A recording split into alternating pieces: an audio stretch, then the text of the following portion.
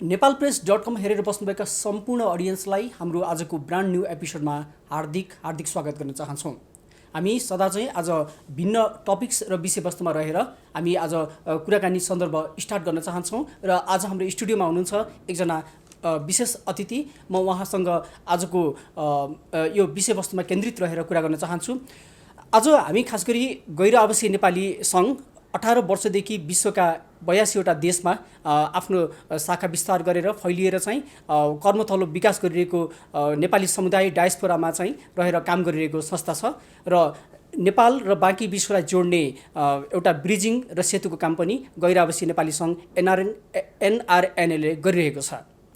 उक्त संस्था एनआरएनएका हाम्रा वरिष्ठ उपाध्यक्ष आदरणीय बद्री केसी सर आज हाम्रो स्टुडियोमा हुनुहुन्छ। म सरलाई यस टपिक्समा रहेर यी आयाममा रहेर हामी कुरा गर्न चाहन्छौँ। म आदरणीय बद्री केसी सरलाई हाम्रो स्टुडियोमा हार्दिक स्वागत गर्न चाहन्छु। हजुर बद्री सर स्वागत छ। हजुर धन्यवाद। आराम हुनुहुन्छ? हजुर ठिक छ। हजुर नेपाल कहिले आउनुभयो? अहिले केमा व्यस्त हुनुहुन्छ? नेपाल 3 हप्ता जति भयो आएको। वास्तवमा कोभिडको कारणले गर्दाखेरि अलि धेरै समय नेपाल आउनु पाइएको थिएन, त्यस कारणले एनआरएनका कामहरू धेरै थाती थिए र अहिले हामी त्यही नै काममा व्यस्त छौँ। झन्डै 31 वर्षदेखि रुसमा रहेर आफ्नो कर्मथलोमा रहेर व्यापार व्यवसाय गरिरहनु भएको छ। त्यो एउटा व्यक्तिको जीवनमा लामो एउटा समय पनि हो, कालखण्ड पनि हो। अहिले आफ्नो जीवन कसरी अघि बढाइरहनु भएको छ रसियामा? हाम्रा दर्शकहरूलाई थोरै जानकारी दिनुहोस् न। म वास्तवमा 1990मा 2046 पछि रसियामा अध्ययनको लागि गएको हुँ। मैले मास्टर्स त्यही 1996मा मास्टर्स सकेँ। सन् 2001मा मैले बायोटेक्नोलोजीमा पिएचडी सकेँ। त्यसपछि मेरो विवाह पनि रसियातिरै भएपछि म उतै घर जम गरेर बसेको छु। मेरो एकजना छोरी र एकजना छोरा छन्। श्रीमतीसहित रसियामा बस्दै आफ्नो सानोतिनो व्यवसाय गरेर बसेको छु। तर मेरो बसाइ रसियामा भए पनि तन मन चाहिँ नेपालमै छ। म सन् 2001देखि नै जब एनआरएन संस्था बनाउनु पर्छ भन्ने अभियान जब सुरु भयो त्यस अवस्थादेखि नै एनआरएनमा छु। सन् 2003मा रसियामैबाट नै एनआरएनको अभियान सुरु भयो र त्यो अभियानले चाहिँ हामीलाई बाहिर बस्ने सबै नेपालीहरूलाई, हामी जुन नेपाल छोडेर बाहिर गएका छौँ, मातृभूमिप्रतिको जुन हाम्रो दायित्व छ त्यो दायित्व पुरा गर्नको लागि एनआरएन ब्रिज पनि बनेको छ र म त्यो अभियानमा सुरुदेखि नै लागेर अहिलेसम्म अनवरत लागिरहेको छु। पक्कै पनि एनआरएनएले एउटा ग्लोबलाइजेसन विश्वव्यापीकरणको रूपमा एउटा माध्यमको रूपमा पनि काम गरिरहेछ। म कुरा चाहिँ सन्दर्भ स्टार्ट गर्न चाहन्छु। खास गरी भर्खरै एउटा भर्चुअल साधारण सभा सम्पन्न भएको छ एनआरएनएको। त्यहाँ केही विवादहरूका केही विषयवस्तुहरू पनि उठेका थिए। परराष्ट्र मन्त्रालयमा केही उजुरी दिएको भन्ने कुरा पनि थियो। यसबारेमा थोरै प्रकाश पारिदिनुहोस् र त्यो विवाद कसरी हल गर्नुभयो तपाईँहरूले? वास्तवमा हामीले अहिले चाहिँ कोभिडको अवस्थामा फेस टु फेस मिटिङ गरेर अथवा चाहिँ यो फेस टु फेस लाइभ हामीले चाहिँ साधारण सभा गर्न सक्ने अवस्था थिएन र गैर आवासीय नेपाली सङ्घको विधानको लागि विभिन्न कुराहरू परिवर्तन गर्नुपर्ने थियो। सन् 2019मा हाम्रो जुन अधिवेशन भयो त्यो अधिवेशनमा हाम्रो आर्थिक पाटो पनि पास हुन सकेको थिएन, आर्थिक प्रतिवेदन पास हुन सकेको थिएन र त्यो अधिवेशनले नै विशेष अधिवेशन बोलाएर आर्थिक प्रतिवेदन पनि पास गर्ने र सङ्घका विधानका अन्य कुराहरू पनि पास गर्ने भनेर निधो गरिएको थियो। तर कोभिडको कारणले गर्दा त्यो अलिकति लामो लम्बियो र कोभिडकै कारणले गर्दाखेरि हामी चाहिँ प्रत्यक्ष रूपमा भेटघाट गरेर त्यो कार्यक्रम गर्न नसकिने भएपछि हामीले परराष्ट्र मन्त्रालयसँग जुमबाट गर्नको लागि हामीले स्वीकृति ल्यायौँ। परराष्ट्र मन्त्रालयले त्यो गर्नको लागि क्राइटेरियाहरू तोकेर हामीलाई स्वीकृति दिएको थियो र एक खालका साथीहरूले चाहिँ यसरी भर्चुअल कन्फरेन्समा गरेका निर्णयहरू ती चाहिँ अपरिपक्व हुन्छन्, साथीहरूले पर्याप्त रूपमा छलफल गर्न सक्दैनन् भन्ने खालको आवाजहरू पनि आयो र यो भर्चुअल कन्फरेन्स नगरियोस् भनेर परराष्ट्र मन्त्रालयमा निवेदन परेको साँच्चीकै हो। र फेरि हामी यो संस्था भनेको वास्तवमा छलफल गरेर अगाडि जानुपर्छ भनेर हामीले ती असन्तुष्ट साथीहरूसँग छलफल गऱ्यौँ। के छ त यो असन्तुष्टिका विषयहरू भन्ने बारेमा छलफल गऱ्यौँ र हामीले सबै साथीहरूले खालि सर्वसम्मतका कुराहरू मात्रै यो भर्चुअल कन्फरेन्समा ल्याउने र जुन कुराहरू सर्वसम्मतमा आउँदैनन् ती कुराहरूलाई चाहिँ फेरि फेस टु फेस मिटिङमा लाने भनेर अहिले चाहिँ हामीले सर्वसम्मतका विषयवस्तुहरू मात्रै ल्यायौँ र अटोमेटिकली सबै कुराहरू चाहिँ सर्वसम्मतबाट पास भएर जुन असन्तुष्ट साथीहरूलाई पनि हामीले सँगै ल्याएर उहाँहरूको पनि आवाजलाई हामीले चाहिँ गरेका छौँ, उहाँहरूको आवाजलाई पनि हामीले चाहिँ सम्बोधन गरेका छौँ। यो विवाद अघिल्लो चुनावको तुसको रूपमा कतै प्रकट भएको त तपाईँलाई लाग्दैन? किन कि अब नेक्स्ट इयर हाम्रो चुनाव हुँदैछ, चुनाव केन्द्रित विवाद भन्न मिल्छ कि मिल्दैन यसलाई? होइन, संस्था असाध्यै ठुलो छ, हामी 80 लाख नेपालीहरू छौँ होइन, त्यसमा फरक फरक साथीहरूको फरक फरक विचारधारा हुनु स्वाभाविकै हो र यसमा त्यही माथि पनि हाम्रो सन् 2013 देखि संस्थामा विधानको विषयमा चाहिँ खास छलफल हुन सकेको थिएन, संस्था चाहिँ परिष्कृत बनाउन सकिएको थिएन। विधान भनेको संस्थाको लागि एउटा जरो हो र हाम्रो संस्था चाहिँ 2013मा हेर्ने हो भने हामी 30-40वटा देशहरूमा मात्रै थियौँ, हाम्रो सदस्य सङ्ख्या पनि खास धेरै बढेका थिएन। अहिले चाहिँ हामी ऱ्यापिडली बढेर 82वटा देशमा भइसकेका छौँ, सदस्य सङ्ख्या झन्डै 1 लाख पुगिसकेको छ र अहिले त्यो अनुसार चाहिँ जसरी संस्था ग्रोथ भयो त्यसलाई स्ट्रङ बनाउनको लागि हामीले यो विधानका कुराहरू, डेलिगेटका कुराहरू, चुनावका अन्य कुराहरू चाहिँ विधान परिवर्तन गर्न सकेका थिएनौँ। यसमा फरक फरक साथीहरूको फरक फरक मत हुनु स्वाभाविक हो, तर हामी अन्तमा सबै साथीहरू एक ठाउँमा आइपुगेका छौँ। अहिले वर्तमान कार्य समितिको वरिष्ठ उपाध्यक्ष हुनुहुन्छ हजुर, आगामी चुनावको अध्यक्षको दावेदार हो कि होइन तपाईँ? वास्तवमा हाम्रो कार्य समितिमा 5 जना हामी समान उपाध्यक्षहरू छौँ, खास वरिष्ठ कोही पनि छैन। साथीहरूले अन्यथा सुन्ने साथीहरूलाई चाहिँ म क्लियर गर्न चाहन्छु। म आफू चाहिँ यो एनआरएनको केन्द्रीय कार्य समितिमा मात्रै बसेर काम गरेको 12 वर्ष भयो। म सन् 2009 देखि चाहिँ 4 वर्ष केन्द्रीय सदस्यको रूपमा काम गरेँ। 1 कार्यकाल कोषाध्यक्ष, 2 कार्यकाल महासचिव, 1 कार्यकाल उपाध्यक्ष छु र अब मैले एनआरएनमा नसम्हालेको पद भनेको अध्यक्ष मात्रै बाँकी रह्यो। त्यस कारणले अहिले नै यो चुनावको घोषणा गर्ने समय त होइन, तर म आफूलाई चाहिँ एउटा स्वाभाविक अध्यक्षको दावेदारको रूपमा म लिन्छु। ओके, त्यसको लागि बेस्ट विशेष शुभकामना छ भनौँ अलरेडी। अब तपाईँ नेतृत्वको रूपमा अगाडि बढ्ने तयारी गरिरहँदा अब तपाईँका चुनावी एजेन्डाहरू के हुन्छन्? वास्तवमा एनआरएन भनेको मेरो लागि नयाँ विषय होइन। मैले चाहिँ धेरै कुराहरू एनआरएनमा चाहिँ अहिले गरिरहेको छु। सबभन्दा पहिलो त हामी विदेशमा बसेका नेपालीहरूले जानेको सिप, ज्ञान, पुँजीलाई नेपालमा ल्याउने कुरामा हामी पहिलादेखि लागिरहेको छौँ। त्यसलाई चाहिँ अझ बढी एक्टिभ रूपमा हामीले ल्याउनुपर्छ। हामीले पुँजी ल्याउनमा चाहिँ हामी एक हिसाबले सफल भइसकेका छौँ। गैरआवासी नेपालीहरूले अहिले इन्डिभिजुअल रूपमा 50 अरबभन्दा बढी नेपालमा लगानी गरिसकेका छौँ। अहिले भर्खरै मात्र हामीले संयुक्त लगानीको रूपमा चाहिँ अहिले 10 अरबको कोष पनि हामीले ल्याएका छौँ। योभन्दा अगाडि सन् 2012मै हामीले चाहिँ संयुक्त लगानी सुरु गरिसकेका छौँ। पुँजी चाहिँ एक हिसाबले पर्याप्त मात्रामा आउन थालेको छ, तर हाम्रा क्रिम मान्छेहरू जो चाहिँ विदेशमा युनिभर्सिटीमा पढाउनुहुन्छ अथवा चाहिँ उच्च स्तरमा काम गर्ने डाक्टर, इन्जिनियर्स, अन्य चाहिँ एक्सपर्टहरू हुनुहुन्छ, उहाँहरूलाई हामीले नेपालसँग जोड्न राम्रोसँग सकेका थिएन। त्यसकै लागि हामीले योभन्दा अगाडि 2 पटक स्किल नलेजको कन्फरेन्स गरिसक्यौँ र हामीले त्यसमा धेरै ठुलो पोटेन्सियल देखाएका छौँ। अब चाहिँ हामीले त्यो विदेशमा सिकेको ज्ञानलाई चाहिँ नेपालमा ल्याउनुपर्छ भन्ने अर्को चाहिँ एक्टिभ अभियान रहन्छ। त्यस्तै गरी वैदेशिक रोजगारमा जाने सङ्ख्या वास्तवमा 60% भन्दा बढी एनआरएन वैदेशिक रोजगारमा गएका छन्। उनीहरूको समस्याहरू एकदमै विकराल समस्याहरू थियो। यो संस्थाले 18 वर्षमा उहाँहरूको समस्यालाई हल गर्नको लागि लबी गरिरहेको छ र धेरै कुरा चाहिँ समाधान भइसकेका छन्। नेपालमा अहिले वार्षिक 10 खरब रुपियाँ चाहिँ भित्रिन्छ। त्यो 10 खरब भित्रिने भनेको तिनै गैरआवासी नेपालीहरू र विशेष गरी यो वैदेशिक रोजगारमा गएका मान्छेहरूले पठाउने पैसा हो।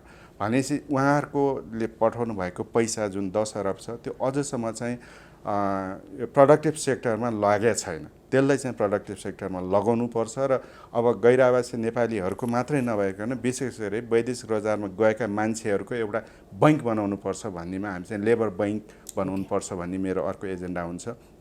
र अब चाहिँ हामीले धेरै मान्छे विदेश पठाउने होइन, विदेशबाट बरु फर्काउने, हामीले हाम्रो पाखुराम बल हुन्जाल चाहिँ विदेशी भूमिलाई हराभरा बनायो भने नेपाल कसैले पनि बनाइदिँदैन। हाम्रो देश हामी आफैले बनाउनु पर्छ।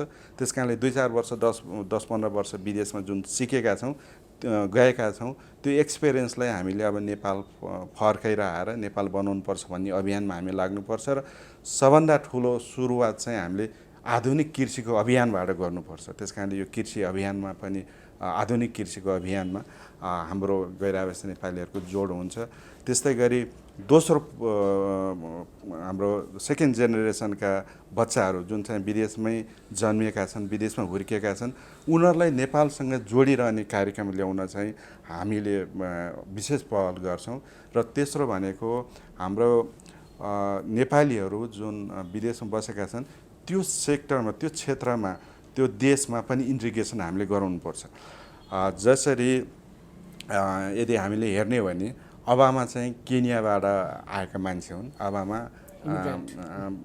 अमेरिकाको राष्ट्रपति बन्न सफल भए। त्यस्तै गरी अबको 2-4 वर्षपछि 10-20 वर्षपछि हाम्रा नेपालीहरू पनि विदेशमा त्यस्तै किसिमका चाहिँ सफलता पाउन सक्ने नेपालीहरू छन्। हो तिनीहरूले यदि चाहिँ केन्याको एनआरएन हुन्थ्यो होला र यदि चाहिँ ओबामा राष्ट्रपति भए केन्यालीहरूको कत्रो ठुलो गौरव हुन्थ्यो होला अनि केन्याले अमेरिकाबाट कति ठुलो सहयोग पाउन सक्थ्यो होला। हो हाम्रो चाहिँ गैर आवासीय नेपाली सङ्घ सायद 200वटा देशहरूमध्ये त्यस्तो युनिक हो त्यस्तो संस्था हो नेपालले त्यो बनाउन सक्षम भएको छ। एनआरएन जस्तो संस्था अन्य कुनै देशको संस्था छैन। त्यस कारणले हो त्यो सेकेन्ड जेनेरेसनका हाम्रा छोराछोरीहरूले विदेशमा आफ्नो जे सफलता पाए पनि नेपालसँग चाहिँ जोडिरहने माध्यम हामीले खोज्छौँ बनाउँछौँ। त्यो चाहिँ अर्को मेरो कार्यक्रम हुनेछ। अहिले जस कोभिड महामारीले गर्दा सोसल डिस्टेन्स भन्ने प्रश्न एकदम इम्पोर्टेन्ट छ। सम्मेलनहरू सबै कुराहरू भर्चुअली भइरहेछ होइन। अबको चुनाव कसरी हुन्छ तपाईँहरूको अनलाइन भोटिङ अरू भौतिक उपस्थितिमै गर्ने प्लान छ? होइन हाम्रो इलेक्सन चाहिँ अनलाइन भोटिङै हुन्छ। वास्तवमा 2019को चुनाव तपाईँहरूले देखिहाल्नुभयो। हामीले प्रत्यक्ष रूपमा चुनाव गर्दाखेरि हामीले धेरै किसिमका समस्याहरू भोग्नु पर्यो। एक त हाम्रो डेलिगेट सिस्टम भनेको के छ भने एक्सपिरियन्स मान्छेहरू अथवा चाहिँ एनआर संस्था बुझेका मान्छेहरू संस्थामा योगदान दिएका मान्छेहरू काठमाडौँ आउन नपाएकै कारणले गर्दाखेरि उहाँहरूले भोट हाल्न नपाउने स्थिति थियो। अब त्यसलाई अनलाइन भोटिङ गर्दाखेरि उहाँहरू आफ्नो ठाउँबाट भोट हाल्न सक्नुहुन्छ। त्यस कारणले सबै डेलिगेटले आफ्नो हक अधिकार प्रयोग गर्न सक्नुहुन्छ। र दोस्रो चाहिँ हाम्रो यहाँ काठमाडौँमा आएर भोट गर्दाखेरि यहाँ काठमाडौँमा आफ्नो कामले आइपुगेका अथवा दसैँ तिहार मान्न आइपुगेका मान्छेहरू पनि डेलिगेट बन्ने भन्ने जुन हल्लाहरू थियो त्यसमा वास्तवमा अलिकति केही सत्य पनि छ। त्यस कारणले पनि हामी चाहिँ अब अनलाइन भोटिङै गर्छौँ। तर अधिवेशन चाहिँ हामी यहाँ प्रत्यक्ष अधिवेशन गर्छौँ। किनभने हामी यहाँ नआइकन देशमा नआइकन जुन कार्यक्रमहरू गर्छौँ त्यो चाहिँ त्यति प्रभावशाली हुँदैन। चुनावमा भएका अनियमितताहरू कम गर्नलाई हामी अनलाइन भोटिङ गर्छौँ तर अधिवेशन चाहिँ प्रत्यक्ष अधिवेशन गर्छौँ। नेपाल जस्तै डायस्पोरा र एनआरएन कम्युनिटी पनि थोरै काङ्ग्रेस र कम्युनिस्ट कितामा विभाजित जस्तो देखिन्छ। अबको चुनाव नन पोलिटिकल हुने अपेक्षा र सम्भावना कस्तो छ? मैले अगाडि नै भने गैर आवासीय नेपाली सङ्घ यो 82वटा देशमा छ। विदेशमा भएका 80 लाखभन्दा बढी नेपालीहरूलाई एकत्रित गर्न जुन एउटा सफल भएको छ यो सफल संस्थामा हरेक राजनीतिक पार्टीहरूले आफ्नो संस्थाका अथवा भातृ सङ्गठनहरूको अथवा आफूप्रति आस्था राख्ने मान्छेहरू त्यहाँ प्रवेश गरून् भन्ने राजनीतिक पार्टीहरूको जुन चाहना छ त्यो एक किसिमले त्यो स्वाभाविक चाहना हो जस्तो मलाई लाग्छ। तर 2019मा जुन चुनावको माहौल रह्यो यसमा चाहिँ नेपालमा भएको चुनावी दलहरूको जुन इलेक्सन छ त्योभन्दा केही पनि फरक देखिएन। त्यसले चाहिँ के गर्यो भने हामी विदेशमा बस्ने एनआरएनहरू पनि डिभाइडेड भयो। यदि हामी विदेशमा बस्दा पनि डिभाइडेड हुन्छौँ अथवा राजनीतिक कारणले अथवा अन्य कारणले डिभाइडेड हुन्छौँ भने हामीले त्यहाँ उन्नति प्रगति गर्न सकिँदैन। त्यस कारणले पनि त्यो गल्तीलाई हामीले रियलाइज गरेका छौँ। संस्थाले रियलाइज गरेको छ। संस्था चाहिँ कमसेकम संस्थामा हुने व्यक्तिहरूको कुनै आफ्नो राजनीतिक आस्था हुन सक्छ तर संस्थामा पद धारणा गरेर गइसकेपछि राजनीतिको टोपी र जुत्ता फुकाल्नुपर्छ भन्ने हाम्रो मान्यता छ र त्यही अनुसार अगाडि बढ्छ। र अहिले नेपालका राजनीतिक पार्टीहरूले पनि अब चाहिँ एनआरएनलाई यो राजनीतिबाट अलिकति मुक्त गराउनुपर्छ। त्यसो गर्दाखेरि नै बाहिर बस्ने नेपालीहरूले नेपालमा अलिकति बढी कन्ट्रिब्युसन गर्न सक्छन् भन्ने कुरा रियलाइज पनि गर्नुभएको छ। त्यस कारणले अबको डाइरेक्सन चाहिँ यो गैर राजनीतिकतिर नै अगाडि बढ्छ। ओके, जस्तै कोभिड महामारीले एनआरएनले आफ्नो आधिकारिक माध्यमहरूबाट पनि कोभिडको बारेमा जानकारी दिइरहेको अवस्था छ। झन्डै धेरै नेपालीहरूले रोजगारी गुमाउनु भएको छ विदेशमा, कोहीको मृत्यु पनि भइरहेछ। यो थोरै यो वस्तुस्थितिबारे अहिले के छ जानकारी दिनुहोस् न। वास्तवमा नेपालमा कोभिड सुरु हुनुभन्दा अगाडि, कोभिडको असर प्रभाव सुरु हुनुभन्दा अगाडि नै विदेशमा हामी चाहिँ प्रभावित भयौँ। आजको दिनसम्म 334 जना नेपालीहरूले विदेशमा कोभिडकै कारणले ज्यान गुमाइसकेका छन्। 50वटा भन्दा बढी देशमा हामी लगभग 51,000 नेपालीहरू अहिले कोभिडबाट सङ्क्रमित भएका छन् र खुसीको कुरो अहिले चाहिँ लगभग 49,000 मान्छेहरू चाहिँ कोभिड सङ्क्रमित मुक्त भइसकेका छन्।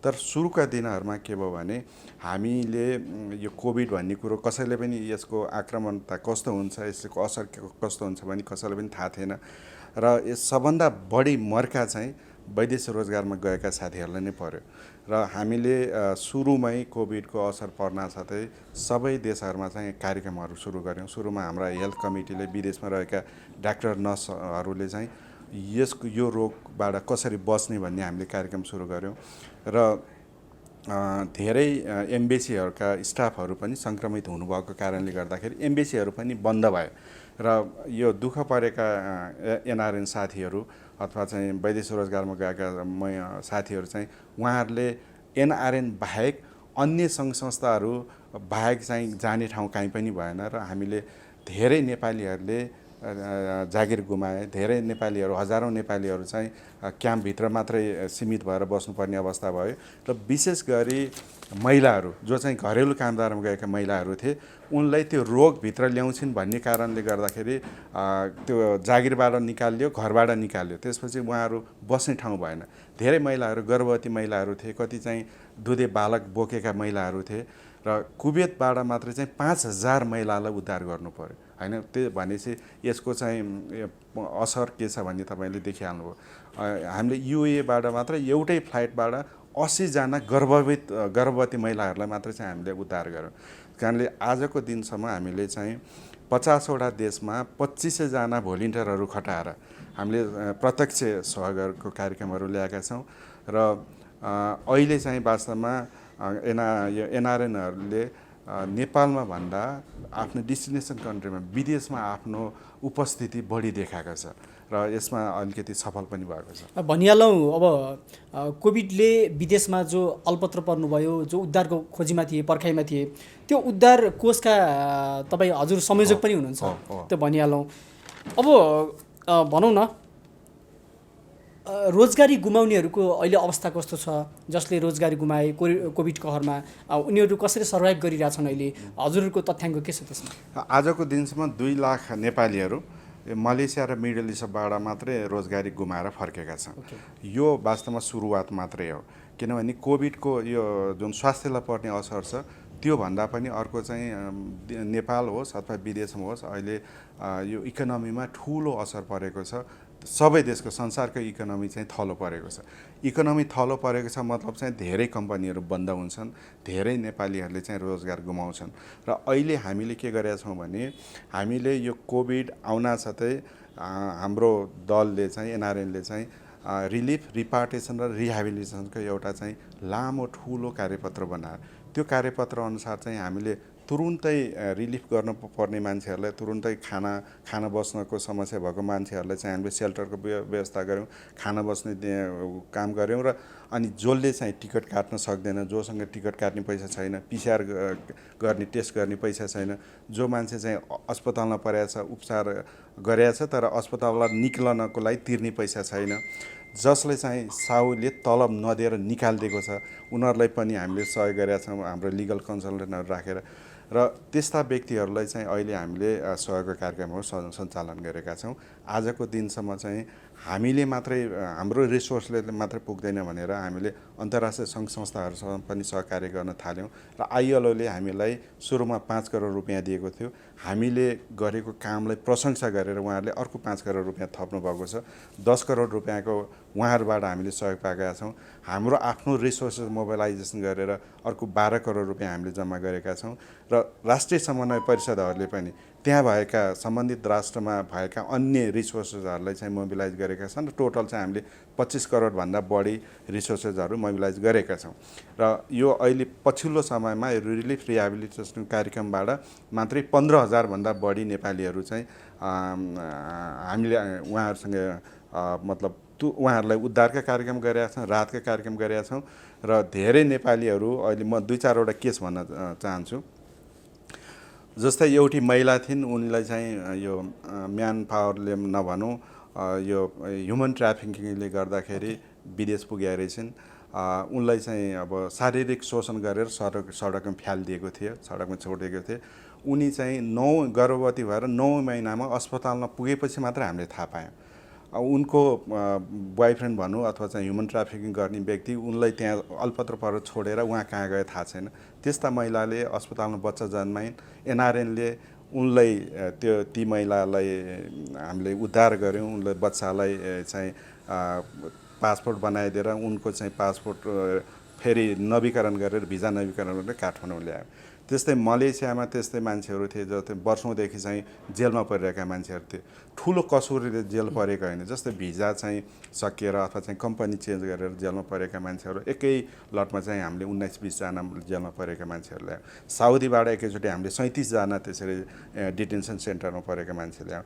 भनेपछि अहिले जुन 14-15 हजारलाई जुन हामीले उद्धार गरेका छौँ त्यो त सानो सङ्ख्या मात्रै हो, किनभने यो मिडल इस्टमा मात्रै हामी 18 लाख मान्छे छौँ, मलेसियामा मात्रै 4-5 लाख मान्छेहरू छौँ।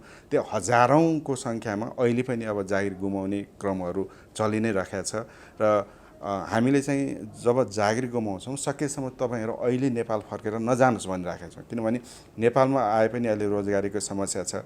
र राम्रो कुरो चाहिँ के छ भने जागिर गुमाउनेहरूमा नेपालीहरू चाहिँ सबभन्दा पछि जागिर गुमाउने। यदि कुनै कम्पनीमा चाहिँ 10 जना मान्छे छन् र 10 जना मध्ये 5 जनालाई मात्र निकाल्छ भने नेपालीहरूलाई निकाल्नेमा अन्तिममा पर्छन्। नेपालीहरूको अनेस्टी चाहिँ अलिकति राम्रो छ, त्यो गुडविल राम्रो छ। त्यही भएर त्यही जागिर गुमाएकाहरूलाई पनि एउटा कम्पनीबाट अर्को कम्पनीमा जागिर लाउन पनि हामीले सहयोग गरेका छौँ। तैपनि चाहिँ हाम्रो अनुमानमा अब 4-5 महिनामा चाहिँ अर्को 2-3 लाख नेपालीहरूले जागिर गुमाएर नेपाल फर्कने अवस्था चाहिँ छ। यो रिसेसनले एनआरएन र विदेशमा रहेका नेपालीहरूलाई कतिको दबाब पार्ने भन्नाले पार्न सक्छ भविष्यमा, र यो इफेक्ट कहिलेसम्म पर्ने तपाईँहरूको अनुमान छ? वास्तवमा अब यो त हेर्नुहोस्, यो संसारका इकोनोमिस्टहरूले भनेका छन् यो रिसेसन चाहिँ 1-2 वर्ष होइन, 4-5-6 वर्ष नै लम्बिन्छ। तर नेपालको केस हेऱ्यौँ भने नेपाल अलिक फरक छ। हामीले जुन 30 लाखभन्दा बढी नेपालीहरूले बाहिरबाट कमाएर पठाएको पैसा भनेको जम्मा 10 खरब हो। अनि नेपालमा चाहिँ विदेशीहरू 8 लाख जति विदेशीहरू काम गर्दा रहेछन्। त्यो भनेको भारतीयहरू, बङ्गलादेश र चाइनाको मान्छेहरूले 8 लाख जति काम गर्छन् र तिनीहरूले वर्षमा 4 खरब रुपियाँ चाहिँ फिर्ता लिएर जान्छन्। उनीहरूले नेपालमा गर्ने काम हामीले विदेशमा गर्ने काम भन्दा केही पनि फरक छैन। त्यही मतलब प्लम्बिङको काम गर्ने, कन्स्ट्रक्सनमा काम गर्ने अथवा चाहिँ इँटाभट्टामा काम गर्ने, यस्तै काम गरेर 4 खरब रुपियाँ चाहिँ फेरि नेपालबाट फिर्ता लिएर जान्छन्। अहिले एउटा यस्तो अपर्च्युनिटी छ कि नेपालमा पनि ती व्यक्तिहरू जुन विदेशी व्यक्तिहरू काम गरेका थिए तिनीहरू नेपालबाट घर फर्केर गएको अवस्था छ। हाम्रा नेपालीहरू उता रोजगारबाट नेपाल आएको अवस्था छ। अब यो बेलामा चाहिँ यदि हामीले यो रोजगार नेपालभित्रका रोजगारदाताहरू र अन्य सङ्घ संस्थाहरू र फर्केर आएका नेपालीहरूलाई जोड्ने प्लेटफर्म बनाउन सक्यो भने हामीले फर्केर आएका नेपालीहरूलाई स्थापित पनि गर्न सक्थ्यौँ र अनि फेरि त्यो जुन 4 खरब रुपियाँ फिर्ता गएको छ त्यो नेपालमै पनि राख्न सक्छौँ। यो एउटा ठुलो भ्याकुमलाई यो पूर्ति गर्नको लागि गैर आवासीय नेपाली सङ्घले अब तुरुन्तै हामीले रोजगार कन्फरेन्स गर्नको लागि हामीले पहल गरेका छौँ। हामीले श्रम मन्त्रालय, परराष्ट्र मन्त्रालय, कृषि मन्त्रालय अनि युवा परिषद, नेपाल युवा परिषद र अन्य रिलेटेड पार्टीहरूसँग मिलेर चाहिँ एउटा रोजगार कन्फरेन्स छिट्टै नै गर्दैछौँ ताकि चाहिँ यो भ्याकुमलाई चाहिँ परिपूर्ति होस्, नेपालमा पनि म्यान पावरहरूको कम नहोस्, विदेशबाट आएकाले काम पाउन् र नेपालमा काम गरिरहेका विदेशीहरू जो फर्केर गएका छन् अब तिनीहरू आउने वातावरण नरहोस् भन्ने चाहिँ एउटा त्यो कार्यक्रम हामीले गर्दैछौँ। यति भनिरहँदा डायस्पोरामा रहेका नेपालीहरूमा त्यो भ्याक्सिनको पहुँच कस्तो छ? समान छ, असमान छ, अथवा कस्तो छ? विदेशमा बस्ने नेपालीहरूलाई चाहिँ यदि त्यो देशमा भ्याक्सिनेसन सुरु गरेछ भने उनीहरूलाई त्यही देशका जनता हुन् अथवा चाहिँ विदेश हुन् समान रूपले भ्याक्सिनेसन पाएका छन्। रसियामा पनि बस्ने नेपालीहरू, म रसियामै बस्छु, रसियाका नेपालीहरूले त्यहाँ भ्याक्सिनेसन सुरु भएपछि धेरैले भ्याक्सिन लगाइसक्नु भएको छ र अन्य देशमा पनि समान रूपले चाहिँ त्यो देशले व्यवहार गरेको छ। एक क्रममा अघिकै कुरामा जोड्न खोजेँ, खास गरी खाडी मुलुकमा चाहिँ मजदुरको अवस्था कस्तो छ? मैले आज गार्जियनको एउटा विशेष रिपोर्ट पनि हेरेको थिएँ। द गार्जियनले चाहिँ खास गरी विश्वकपको नजिकै नै गर्दा अहिले त्यहाँ काममा खटिएका धेरै नेपाली मजदुरहरू को मृत्यु भएको छ, मृत्यु क्रम बढेको छ भनेर एउटा विशेष रिपोर्ट आएको छ। सार्क कन्ट्रीसहित नेपालको झन्डै 1500+ मजदुरहरूको मृत्यु भइसकेको तथ्याङ्क छ। यो ह्युमन राइट्सको इस्यु पनि आयो यहाँनिर चाहिँ। यो खाडी मुलुकको यो डरलाग्दो चित्रबारे तपाईँ एनआरएनको आफ्नो के छ दृष्टिकोण र धारणा चाहिँ? होइन, जुन अहिले वर्ल्ड कपको कुरा गर्नु 2022को कुरा गर्नुभयो, वास्तवमा कटारमा कम्पेरिटिभ रूपमा अन्य देशहरूभन्दा कटारले अहिले चाहिँ ह्युमन राइट्सलाई एड्रेस गरेको छ। कटारमा बस्ने नेपालीहरूलाई अहिले कोभिडको बेलामा पनि कटार सरकारले, त्यहाँको कटारको रेड क्रसले चाहिँ यो जसले जागिर गुमाएका थिए तिनीहरूलाई चाहिँ तुरुन्त रिलिफ को कार्यक्रमहरू गर्यो र एनआरएनले कटार सरकारसँग मिलेर चाहिँ यो राहतको कार्यक्रमहरू पनि गर्यो। त्यस कारणले कटारमा चाहिँ कम्पेरिटिभली अन्य देशहरूमा कम्पेरिटिभली अहिले चाहिँ राम्रो स्थिति छ र कटारमा त्यति दुःख पाएका छैनन्। तर युएईमा भन्नुहोस्, साउदीमा भन्नुहोस्, अन्य देशहरूमा चाहिँ जागिर गुमाउने क्रम छ र एनआरएनले हामीले हाम्रो दृष्टिमा भ्याएसम्म चाहिँ उनीहरूको राइट्सको लागि हामीले काम गरिरहेका छन्, उद्धारको लागि हामीले कामहरू गरिरहेका छौँ र अब ट्रेडिसनली यी देशहरूमा चाहिँ ह्युमन राइट्सहरू राम्रोसँग फलोअप भएका छैनन्। तर त्यो चाहिँ स्थिति पहिलाको भन्दा चाहिँ अहिले सुध्रिएको अवस्था हामीले देखेका छौँ। एनआरएनले खास गरी हामीले एनआरएनको एउटा नियमअनुसार चाहिँ दक्षिण एसियाली क्षेत्रीय सङ्गठन सार्कलाई चाहिँ एनआरएन मातहत नहुने भन्ने कुरा तपाईँहरूको छ। हिजो मात्र श्रीलङ्कालाई ट्रान्जिट बनाएर तेस्रो देशमा चाहिँ रोजगारीको लागि जाने झन्डै 26जना महिलालाई श्रीलङ्काको जेलमा राखेको बिबिसीमा त्यो विवरण आइसकेको छ। सार्क कन्ट्रीमा नि समस्यामा परेकाहरूलाई उद्धार गर्न, एसिस्ट गर्नको लागि चाहिँ एनआरएनको भूमिका त्यस्तो के छ? अब एनआरएनको डिफिनेसनमै नेपाल सरकारले दिएको डिफिनेसनमा चाहिँ सार्क कन्ट्रीभन्दा बाहिर 2 वर्षभन्दा बढी बसेका नेपालीहरू मात्रै एनआरएन हुन्छन्। त्यस कारणले हामीले सार्क कन्ट्रीमा हाम्रो शाखाहरू खोल्न सकेका छैनौँ। यद्यपि ती देशहरूमा नेपालीहरू धेरै छन् र जुन अहिले तपाईँले श्रीलङ्कामा रहेका 26जना महिलाहरूको कुरा गर्नुभयो, त्योभन्दा हामीले त्यसको रुट हेर्नुपर्छ, जरा हेर्नुपर्छ। नेपाल सरकारले महिलाहरूलाई विदेश जाँदाखेरि चाहिँ एउटा अहिले एज लिमिट तोकेको थियो। त्यो एज लिमिट अहिले चाहिँ मैले सुनेको छु 40 वर्ष भनेर बनाइदियो अरे। होइन, त्यस कारणले यो नेपालबाट लिगल जाने बाटो बन्द गरिदिएपछि उहाँहरू इलिगल रूपमा भारतबाट, बङ्गलादेशबाट, श्रीलङ्काबाट जान बाध्य हुनुहुन्छ। त्यस कारणले यसलाई चाहिँ नेपाल सरकारले त्यो समस्या चाहिँ के हो त भनेर त्यो समस्यालाई एड्रेस नगरिकन हाम्रो बाटो थुनिदिएको कारणले गर्दाखेरि ती समस्या आएका हुन्। होइन, त्यस कारणले यो नेपालबाटै जुन जाने क्रम छ त्यसलाई चाहिँ लिगल रूपमा जान पाउने खोलिदियो भने त्यसरी श्रीलङ्काबाट जान पनि पर्दैन र त्यसलाई उद्धार गर्न पनि पर्दैन। त्यस कारणले यसमा अलिकति वैदेशिक रोजगार प्रवर्धन बोर्ड, वैदेशिक रोजगार विभाग, एनआरएन अनि यो म्यानपावर कम्पनीहरू बसेर चाहिँ त्यो समस्याको जड के हो त्यो चाहिँ फाइन्ड आउट गर्नुपर्छ भन्ने मलाई लागेको छ। जस्तै एनआरएनको प्राइम अहिले अब्जेक्टिभ भनेको त नेपालमा विदेशी लगानी भित्राउने र त्यो मध्ये एउटा पनि छ। अहिलेसम्म 18 वर्षकोमा चाहिँ कस्तो विदेशी लगानीहरू नेपाल भित्रियो, त्यो अचिभमेन्ट के रह्यो र भविष्यमा चाहिँ हामीले यो मामिलामा कस्तो अपेक्षा गर्ने? वास्तवमा अब नेपालको इन्टरनेसनल रेटिङ हेर्ने हो भने, कन्ट्री रेटिङ हेर्ने हो भने नेपालले अझसम्म त्यो कन्ट्री रेटिङ पाउन सकेको छैन। हामीले सधैँ भनिराखेका छौँ कि विदेशी लगानी त्यो बेलामा आउँछ जुन बेलामा चाहिँ विदेशीले लगानी नेपालमा गरेपछि त्यो लगानी गरेको अनि त्यसपछि त्यहाँबाट आउने मुनाफा इजिली बाहिर लान सक्छु भन्ने चाहिँ त्यसमा मतलब त्यसमा विश्वास गरेर मात्रै विदेशीहरू आउँछ।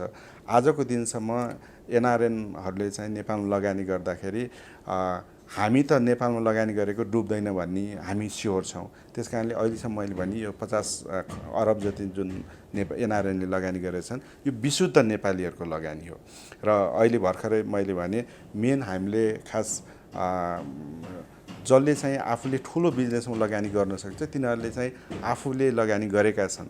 तर ससाना लगानीहरू जसले चाहिँ आफ्नो लगानी ससाना लगानी सानो लगानी गरेर त्यसको डिभिडेन्ड पनि मुनाफा पनि सानै आउँछ, अथवा सानो लगानी गरेर बिजनेस त्यो प्रतिफल पनि त्यति ठुलो दिँदैन।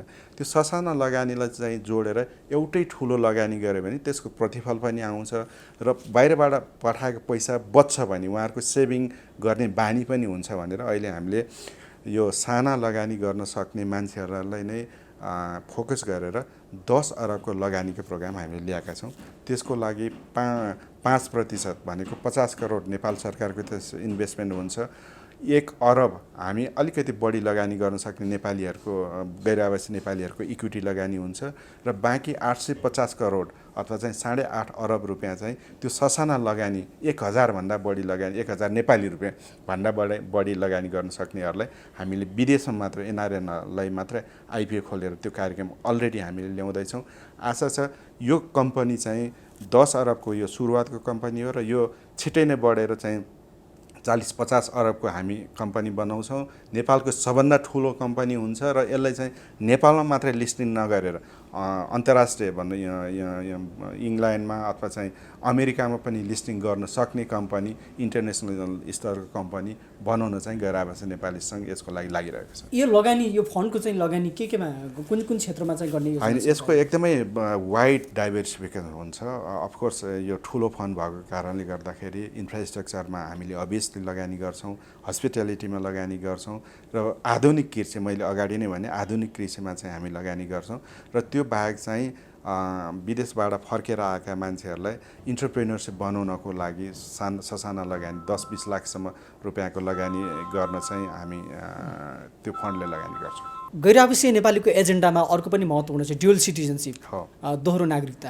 त्यो विवाद लामो समयदेखि चल्दै आछ। यो चुनावको कुरामा त चुनावको सन्दर्भमा त झन् एजेन्डा नै भन्ने गर्छ।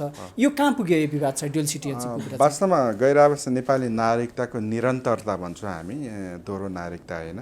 जसले चाहिँ पहिलो नेपाली नागरिकता राखेको थियो र विदेशमा गएर विदेशी नागरिकता लिइसकेपछि पनि नेपाली नागरिकता कन्टिन्युस रहोस् भन्ने हाम्रो अभियान हो। र यो अभियान हामीले सन् 2005बाट अगाडि चलाएर ल्याएका थियौँ र अहिलेको विद्यमान संविधानमा गैर आवासी नेपाली नागरिकतालाई संविधानले एड्रेस गरिदिएको छ। यद्यपि अहिले नागरिकता ऐन बनिसकेको छैन। हामीले यो गृह मन्त्रालयले नागरिकता ऐन बनाउनु पर्ने हो र यो नागरिकता ऐन चाहिँ तयार भएर सदनमा यो हिउँदे सदनमा पेश गर्नको लागि तयार थियो र त्यसमा गैर आवासी नेपालीहरूले यो नागरिकता गैर आवासी नागरिकता पाउने प्रावधानसहितको नागरिकता ऐन आउँदैछ र आशा गरौँ अब संविधान फेरि रिभाइभ भएको छ, पुनर्स्थापना भएको छ र संविधानले छिटै त्यो पास गर्छ भन्नेमा हामी होपफुल छौँ। फर्पिङदेखि मस्कोसम्मको यात्रा हजुर धेरै एउटा महत्त्वपूर्ण रह्यो तपाईँको व्यक्तिगत जीवनमा। मस्कोबाट नेपाल कस्तो देखिँदो रहेछ? तपाईँको थोरै भावनात्मक पक्षको चर्चा गरिदिनुहोस् न।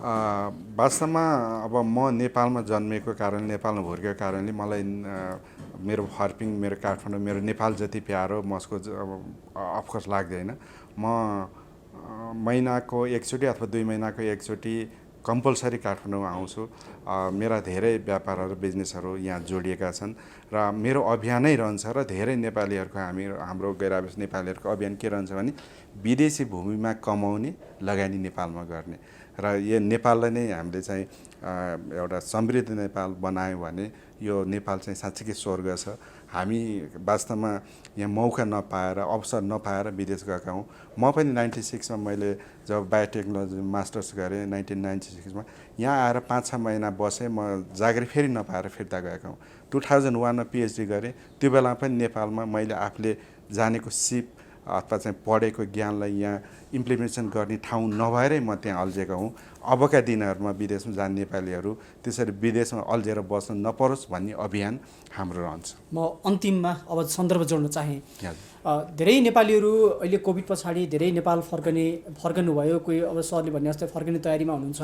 धेरै नेपाली यङ्स्टरहरू, कन्यारीहरू, युवाहरू देशमा भविष्य नदेखेर कोही विदेशी नै कोही धेरै सपना बुनिरहेछन्।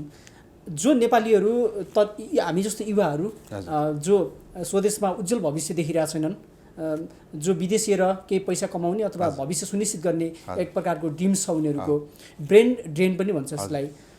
यो ब्रेन ड्रेनको एउटा स्टेट अफ माइन्डमा रहेका तन्नेरीहरूलाई एज अ उद्यमीको रूपमा एक त विश्व बुझेको एउटा आँखाबाट तपाईँको टिप्सहरू के हुन्छ? अहिलेको नेपाली युवाहरूलाई तपाईँको सुझावहरू के? मैले के भन्छु भने हाम्रा नेपाली युवाहरूलाई विदेश जान हुन्न भन्ने होइन, अहिले विदेश खुल्ला छ। हामी विदेशमा सिक्न, बुझ्न, हेर्न विदेश जानुपर्छ। वर्षको 2-4 चोटि विदेश भ्रमण गर्न सक्ने युवाहरू भइसके। फेरि पहिलाको जस्तो पहिला हामी विदेश जानुभन्दा अगाडि पासपोर्टै बनाउनु पाइने थिएन। अहिले पासपोर्ट फ्रीली बनाउन सकिन्छ। विदेश जानुहोस्, विदेश हेर्नुहोस्, विदेश घुम्नुहोस्, त्यहाँ पढ्नुहोस्, सिक्नुहोस्, आउनुहोस्, तर कर्मभूमि चाहिँ नेपाललाई बनाउनुपर्छ भन्ने लाग्छ। र जति मेहनत तपाईँले विदेशमा गर्नुहुन्छ त्यति मेहनत नेपालमा गर्नुभयो भने विदेशमा पाउने सफलताभन्दा धेरै ठुलो सफलता नेपालमा पाउन सकिन्छ। वास्तवमा अब यहाँ हामी नेपालमा बस्दाखेरि एकदम कम्फोर्टेबल लाइफ बिताइरहेका हुन्छौँ र विदेशमा कति दुःख गरेका छौँ भन्ने कुरो फिलिङै हुँदैन। त्यही व्यक्तिहरू विदेशमा जानसाथै हामी दिनको 18 घन्टा काम गर्न बाध्य हुन्छौँ।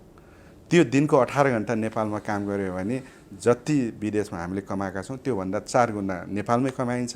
नेपालमा तपाईँ दाजुआमा, दाजुभाइ, दिदी बहिनी, आमा बाबुको बिचमा यहाँ बस्न सक्नुहुन्छ। आफ्नो दुःख पीडा यहाँ चाहिँ आफन्तहरूसँग साट्न सक्नुहुन्छ। त्यस कारणले अनि स्ट्रेस पनि कम हुन्छ। हेर्नुहोस्, तपाईँले भन्नु विदेशमा मान्छेहरू नेपाली पनि 1500 मरे भनेर भन्नुहुन्छ। दिनको 4-5 वटा बाकस त हाम्रो हरेक दिन एयरपोर्टमा आइरहेको छ नि। त्यो मर्नुमा सबभन्दा ठुलो कारण एउटा स्ट्रेस छ। त्यो स्ट्रेस त नेपालमा बस्दाखेरि हामीले फिल गर्नु पर्दैन नि, त्यो भोग्नु पर्दैन नि। त्यस कारणले पनि सबै नेपालीहरूलाई कर्मथलो चाहिँ नेपाल बनाउनुपर्छ भन्ने मेरो चाहना छ। बद्री सर, अन्तिममा नेपाल प्रेस हेरेर बस्नुभएका सम्पूर्ण अडियन्सलाई के भन्न चाहनुहुन्छ आफ्नो व्यक्तिगत तर्फबाट र एनआरएनको तर्फबाट? वास्तवमा यो नेपाल प्रेस हेर्नुभएका, नेपालभित्र रहने, नेपालमा बाहिरबाट हेरिरहनुभएका सम्पूर्ण श्रोताहरूलाई, दर्शकहरूलाई के भन्न चाहन्छु भने जबसम्म तपाईँले आफ्नो देश विकसित बनाउनु, आफ्नो देश बलियो बनाउनुहुन्न, तपाईँ विदेशमा चाहिँ सधैँ विदेशी नै रहिरहनुहुन्छ। त्यस कारणले कहाँको भनेर तपाईँलाई सोध्यो भने हामी गर्वको साथ नेपालको हौँ भनेर भन्नको लागि पनि हामीले चाहिँ समृद्ध नेपाल, विकसित नेपाल बनाउनुपर्छ। त्यसको लागि विदेशमा बस्यो भने, नेपालमा बस्यो भने समृद्ध नेपालको कामना गरौँ, केही न केही यसको लागि पहल गरौँ। हामी अहिले चाहिँ इन्टिग्रेसनको टाइम छ। अहिले चाहिँ संसार सानो भइसकेको छ। आज काठमाडौँबाट हुम्ला जुम्ला जानलाई आजको दिनमा पनि 2 दिन लाग्छ भने मलाई काठमाडौँबाट मस्को जान जम्मा 9 घन्टा लाग्छ। त्यस कारणले अहिले संसारको जुनसुकै ठाउँमा रहेर पनि नेपाललाई केही गर्न सकिन्छ। त्यस कारणले नेपालीहरू भएपछि हामी नेपाल केन्द्रित हौँ भन्ने म चाहन्छु। ओके, यो महत्त्वपूर्ण क्यान्डिड टकको लागि सरलाई धेरै धेरै धन्यवाद। हजुर, धन्यवाद। आदरणीय बद्री केसी सर गैर आवासीय नेपाली सङ्घका उपाध्यक्ष हुनुहुन्छ र खास गरी कोभिड-19 पछाडि को एउटा नेपालीको उद्धार र एनआरएन मुभमेन्टका एकजना अभियन्ता। उहाँसँग हामी गैर आवासीय नेपाली सङ्घ, नेपाल र बाँकी विश्वका धेरै डाइमेन्सनमा रहेर कुराकानी गऱ्यौँ। आफ्ना सुझाव, प्रतिक्रिया र सल्लाहहरू केही छन् भने तलको कमेन्ट बक्समा ड्रप गरिदिनु होला र Nepal don't forget to like, share and subscribe of the YouTube channel of Nepal press. हामीलाई हेर्दै गर्नुहोला। धेरै धेरै धन्यवाद।